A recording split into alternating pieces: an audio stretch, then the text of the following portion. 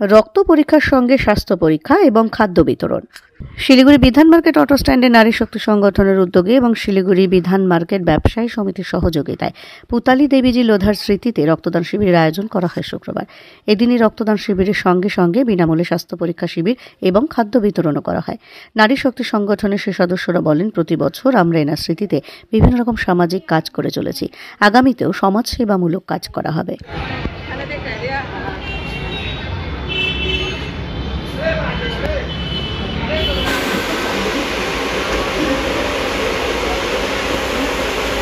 अभी तो पकड़ कर पंप बाद में चालू देखिए